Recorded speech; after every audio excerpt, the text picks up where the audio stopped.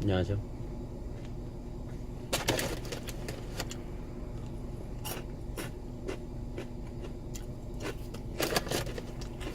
오늘은 인과관계에 대해서 한번 얘기해 보려고요.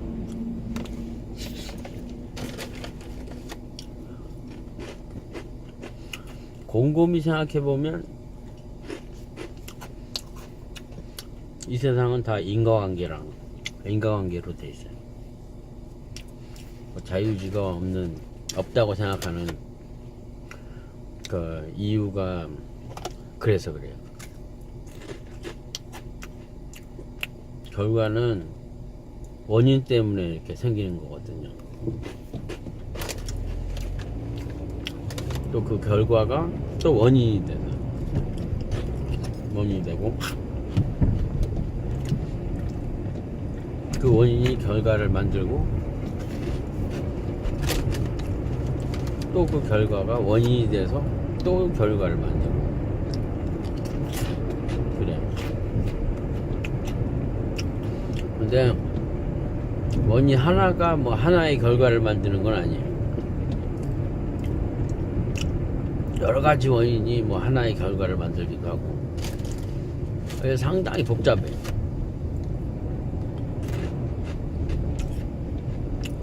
복합적이지.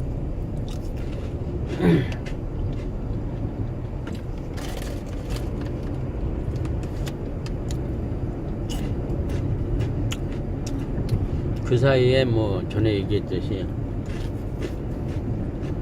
우리가 존재할 수가 없어. 우리의 자유의지가 아니 자유의지라고 뭐 얘기하는 그런 것들이 존재할 수가 없어요.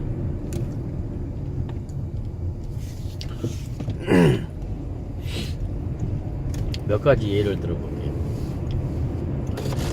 예를 들어서 제가 뭐 등산에 관심이 없어서 뭐 이름을 기억하거나 뭐 이렇게 산을 이름을 기억하거나 뭐 그럴 수는 없어요. 근데 방송에 보면 뭐 에베레스트인가 뭐 여러 가지 높은 산을 정복한 사람들이 있어요. 그런 사람들 곰곰이 생각해봤자 저기 왜 올라갈까 뭐 이렇게 뭐 우스갯소리지만 사람들이 그 사람들한테 다른 사람들이 그 산 올라가는 사람들한테 그 산을 왜 올라가세요 물어보면 산이 거기 있어서 올라간다는 이게 우스갯소리인지 진짜 그렇게 대답했는지 모르겠는데 웃겨요 저는. 산이 거기 있는데 왜 올라가. 근데 제가 생각하기에 그 사람들은 답을 모르니까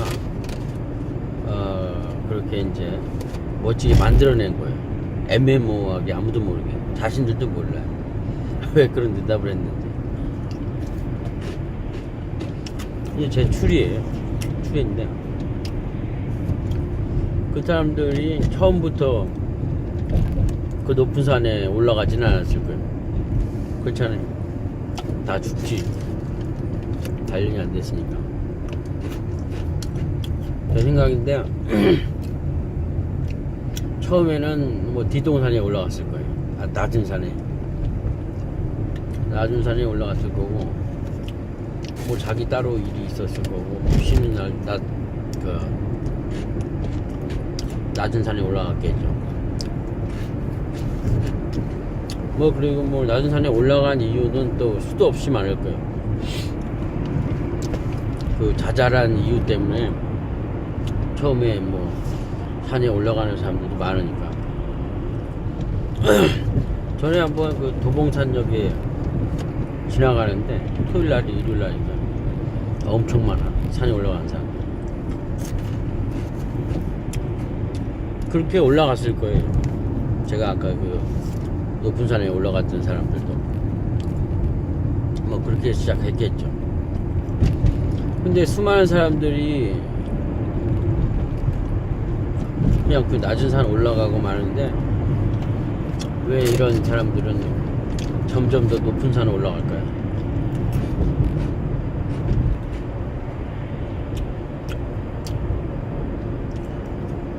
뭐 한국에 있는 산을 다 올라갔겠죠 처음에.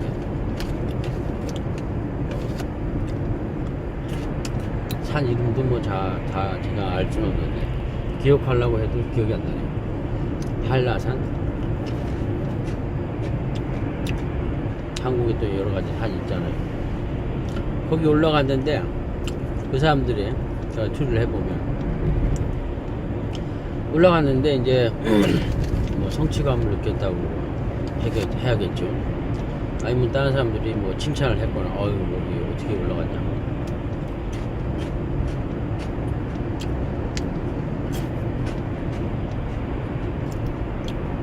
그런데 이제 제가 이제 추리예요. 꼭 맞다고 할 수 없는데 그거를 올라가면서 이제 다른 사람들의 응원이나 아니면 뭐 성취감을 느꼈을 거예요. 이거는 이제 그거랑 똑같아요. 제 생각에 게임에서 그 학생들이 게임에 빠지는 거 현실을 떠나서 게임에 중독되는 사람들 같은 원리라고 생각해요. 산 얘기하다 게임 얘기하면 또 제가 또 산으로 돌아올지 모르겠네.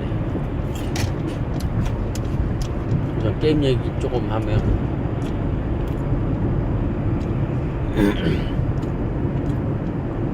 현실은 살기가 힘들어요. 열심히 해야 되지. 경쟁도 많고 요즘처럼 뭐 취업하기도 힘들고. 근데 게임에서는 현실보다는 쉽게 어떤 이길 수가 있어요. 뭐 축구 게임이라든가 뭐 전쟁 게임 여러 가지 게임이 있는데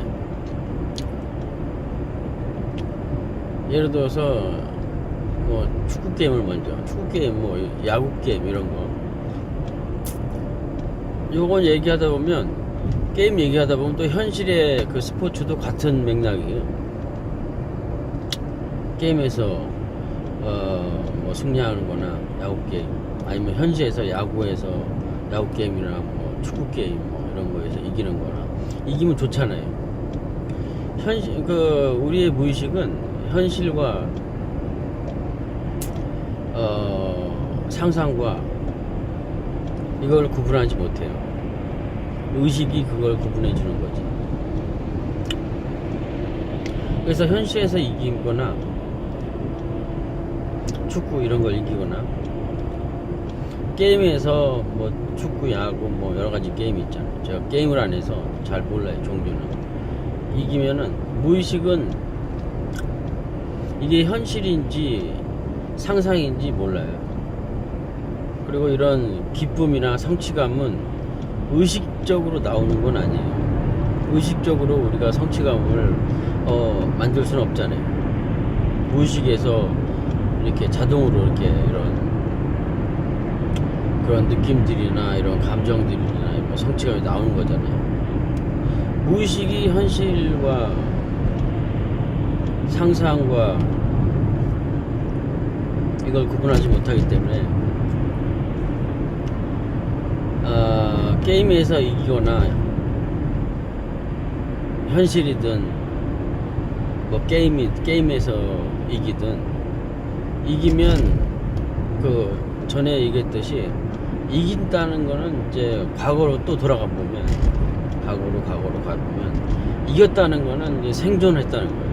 원시인이 다른 식인종을 만나서 이겼다는 거. 그럼 살아남았다는 거. 그리고 원시인이 어떤 동물과의 그 사투에서 이겼다 그러면 살아남는 거예요. 아주 이거는 이런 감정들은 이제 그 옛날부터 원시인 때 그때부터 이제 쌓여온 거예요. 이런 감정 무의식에. 그래서 현실에서 야구에서, 축구에서, 게임의 야구에서, 축구에서, 뭐 기타 이런 게임에서 이겼다는 거는 어떤 감정이냐면 그 근본을 따라가 보면 무의식이 진짜로 나는 살았구나 이런 감정이에요. 생명을 연장했다, 살아남았다, 이런 데서 오는 그런 감정이에요.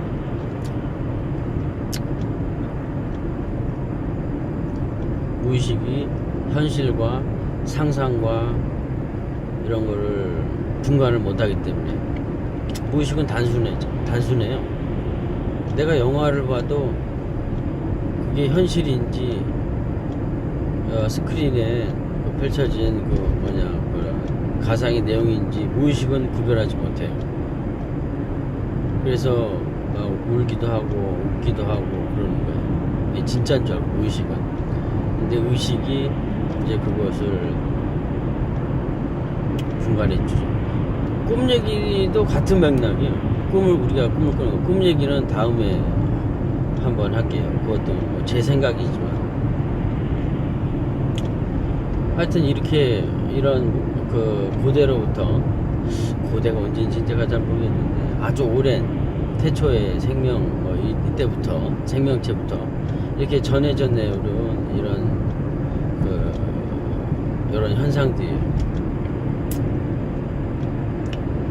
하여튼 요런 거에 대해서, 요런 것 때문에 살았다는 요런 감정들이 이제 이겼다는 거, 딴 사람이 못 가는 걸 갔다는 거, 이런 거는 상대적으로 내가 살았다는 그런 희열감이에요.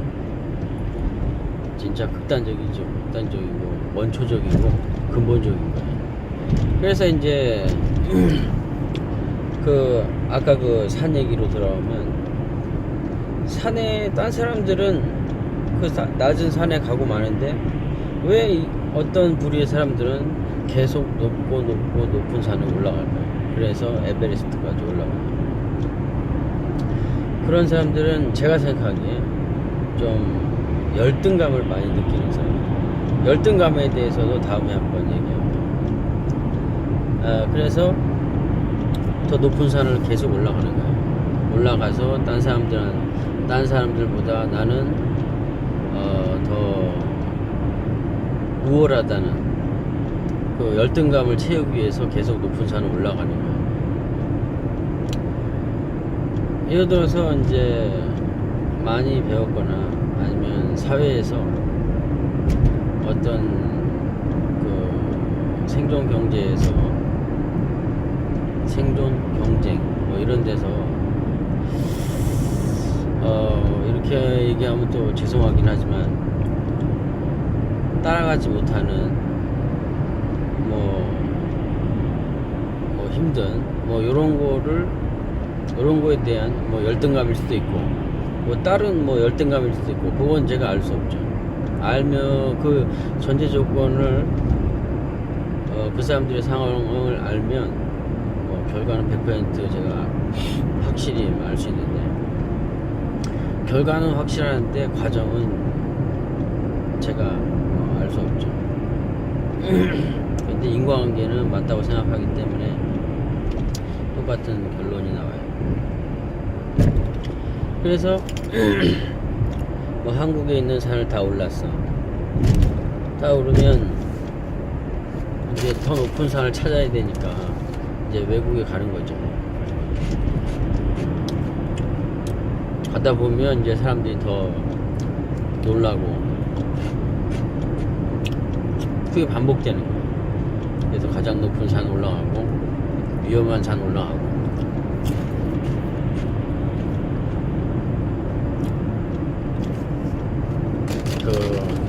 열등감을 극복하기 위한 수단이에요.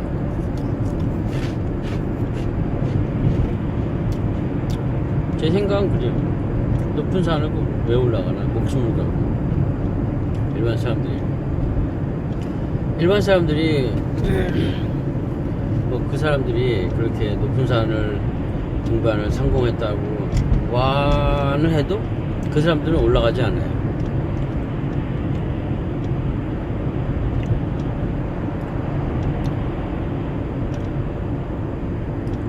그리고 이런 것들이 사람들은 이제 결과에 대해서 이제 명분을 만들어내거든요. 이게 낮은 산부터 올라가서 그런 열등감을 해소하기 위해서 그 산에 이제 꽂혀서 계속 올라가면서 여기에 자유의지가 들어가 있진 않아요. 자유의지는 뭐 저는 없다고 생각하는데 그 원인들이 결과를 만드는 거예요. 계속 올라가는 자. 그래서 그 사람들을 저는 훌륭하다고 생각하지 않아요. 원인들이 만들어낸 뭐 결과물이죠.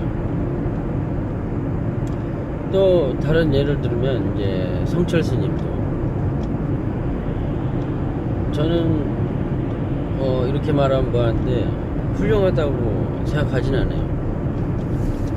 수많은 조건들이 그 사람들을 어떤 그런 부류의 사람들 성철 스님 이 드립을 한 거예요. 여러 가지 환경이 드립을 돼서 그렇게 진행돼서 그렇게 사람들이 말하는 훌륭한 그런 위치까지 도달하게 된 거예요. 그럴 수밖에 없을 거예요. 만약에 성철 스님이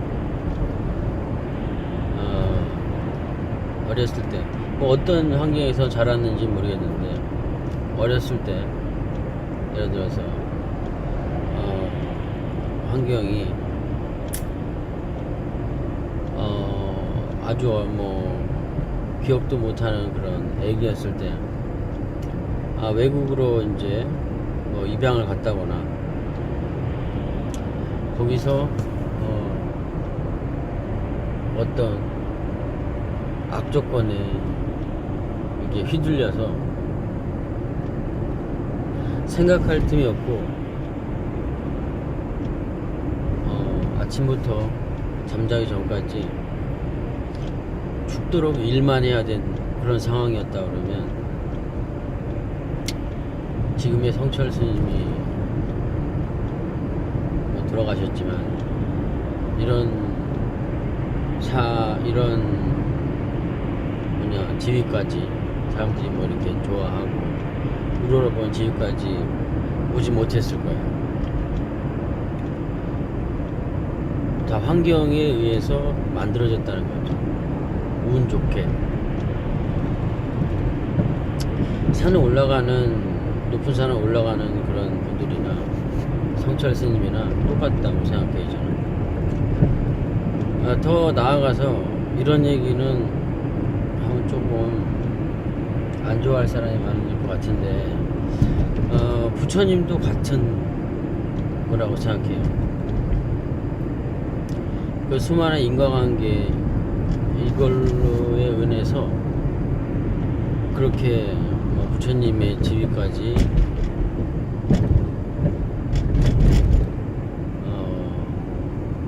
드리블된 거지.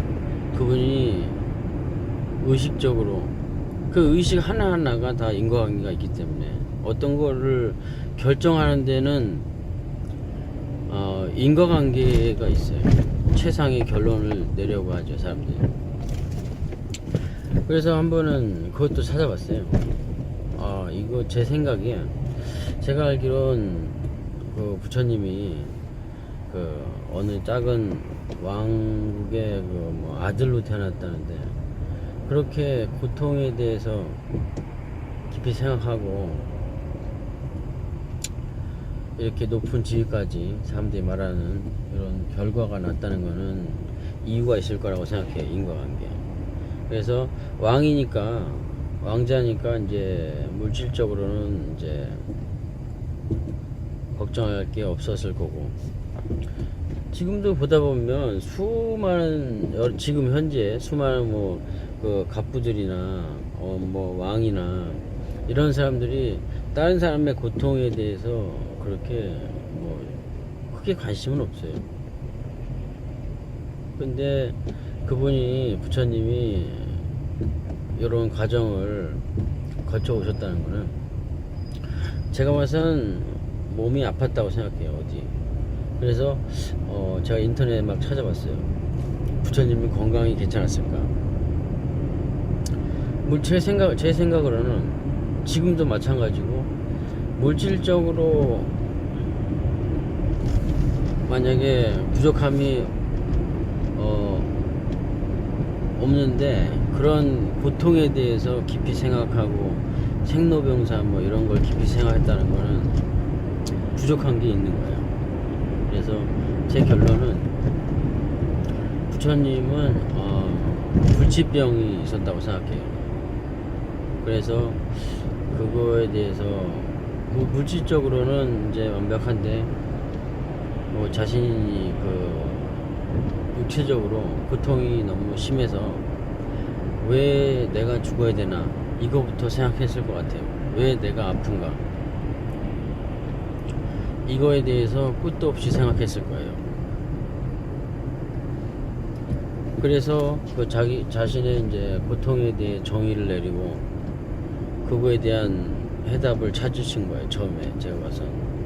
그런데 부처님도 사람이고 다른 사람도 똑같이 사람이니까 자기가 이제 기준을 정했으니까 기준이 아니라 그런 정의를 내렸으니까 고통에 그리고 죽음에 다른 사람의 고통과 죽음이 보였던 거예요. 제 생각이에요. 그리고 그 고통이 왜 있는 것인지 그리고 이제 세상을 바라본 거죠. 우선 자기 내부에 그런 정의를 내리고 결론을 내리고 그게 끝나면 이제 외부를 보는 거예요. 세상을. 세상이 왜 이런가 뭐 이렇게 왜 고통 속에 이렇게 이런가 고통을 이겨내는 방법이라기보단 초월하는 고통을 없애는 그런 방법 아니면 그냥 겪는 방법. 저도 뭐 불교 신자는 아니니까 잘 모르겠지만 계속 찾다가 이렇게 높은 다른 사람들이 이렇게 우러러보는 그런 데까지 도달했다고 생각해요. 부처님도.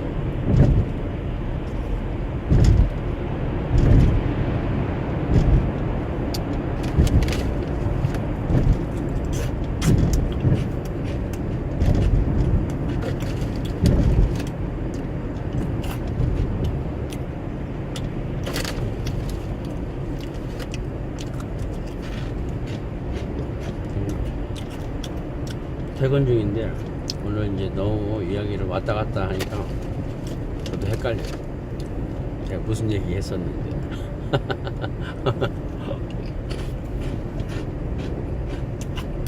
그래서 제가 처음에 인과관계에 대해서 얘기를 시작했는데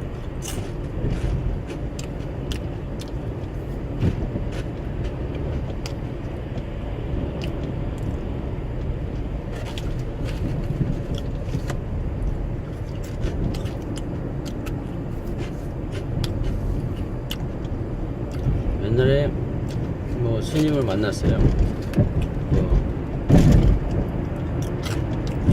뭐 10몇 년 전인데 한 20년 전인가. 뭐 연기론이라고 연계론이라고 뭐 이렇게 그런 얘기가 잘 기억은 안 나는데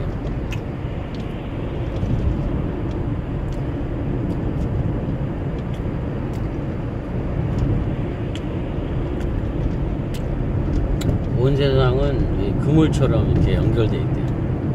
이쪽을 당기면 모든 우주가 이제 다 당긴다는 거예요. 조금씩이라도 다 변화가 온다. 아까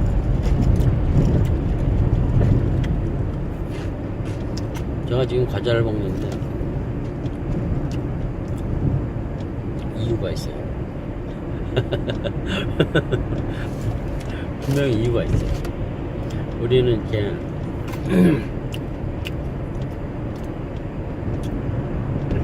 우리가 생각하고 행동을 한다고 생각하는데, 현대 과학, 그 뇌과학자들이 뭐 밝히는 게 있어요.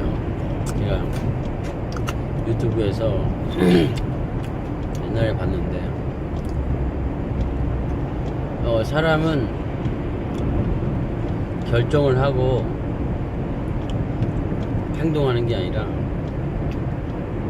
행동을 하고 거기에 명분을 만들어낸대요.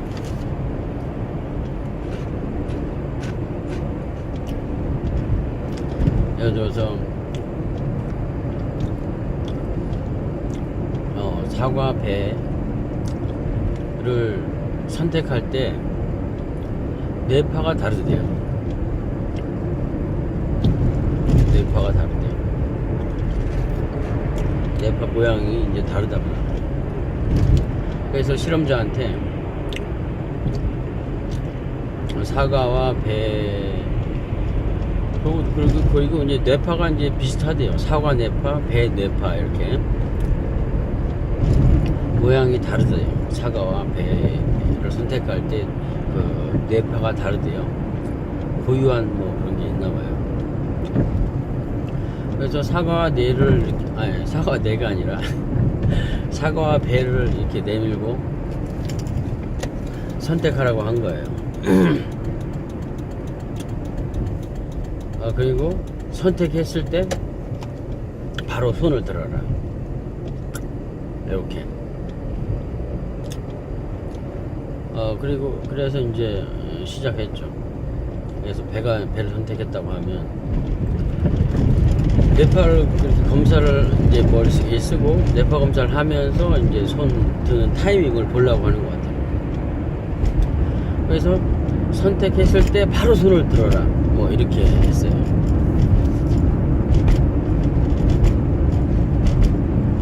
그런데 결과는 이렇게 뇌파가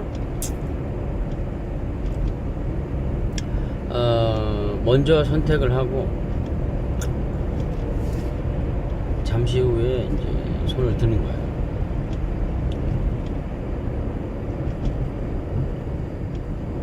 자세한 내용은 제가 그것도 오래되고 또 너무 과학적인 거라서 제가 알 수 없지만, 그 동영상의 결론은 그거예요. 사람이 무의식적으로 선택을 하고 그 결과를 이런 지켜보고 그거에 명분을 만든다는 거예요. 자기가 왜 사과를 선택했는지. 뭐 이런 실험도 있어요. 옛날에 제가 한 20년 전에 그 텔레비에서 이제 체면 거는 뭐 이런 거 쇼를 했죠. 그런 프로그램이 있었는데, 두 사람한테 체면을 걸어가지고 그 두 사람은 A, B는 모르는 사람이에요. 모르는 사람인데 이제 체면을 걸어가지고 A한테 1, 2, 3 하면 깨어나서 옆 사람을 때려라, 이렇게 무의식에다가 이제 이런 명령을 넣었어요. 그래서 1, 2, 3 딱 하고 깼는데 A가 B를 머리를 때리는 거예요. 그 두 사람은 모르는 사람이에요. 머리를 때리는 거예요. 그래서 이제 다시 이제 깨어난 다음에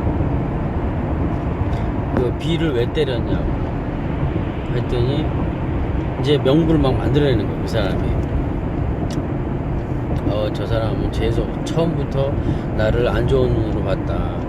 처음부터 저 사람은 나를 뭐 어떻게 했다, 뭐 이런 얘기를 하는 거예요. 그래서 때렸다고. 실질적으로는 아무 이유가 없어요. 그 상황을 관객들은 다 지켜봤고 아무 이유가 없는데 자기가 한 그 무의식에 넣어진 행동을 합리화하는 그 명분을 막 만들어내는 거예요. 그래서 관중들이 막 웃었죠. 그래서 그때 사람들은 그냥 웃고 넘어갔는데, 이게 이제 그 원리 같아요. 그 행동의 원리, 생각의 원리예요. 현대 그 뇌과학자들이 그런 실험 결과를 도출해낸 것이랑 딱 맞아떨어지는 그런 이야기예요. 그 프로그램에서 그런 것들이. 그래서 인과관계에 우리가 끼어들 수 없다는 거예요. 뇌에서 만들어지는 그런 행위 명령을 자동으로 나오고 그것의 명분을 만들어내는 거예요. 그래서 산이 있어서 거기 간다고 이런 황당한 소리를 하는 거예요. 자신도 몰라요. 옆 사람이 날 아까 A, B처럼 날 뭐 째려봤다 뭐 이렇게 명분을 만드는 거나 똑같아요. 산이 있어서 나는 거기 갔다 거나 옆 사람이 날 째려봤다 이런 명분을 만들어내는 거예요. 그 사람들이. 하여튼 재밌어요. 무의식에 대해서 뭐 다음에 뭐 얘기도 해보고 싶고 그러네요. 하여튼 집에 다 왔네요 벌써.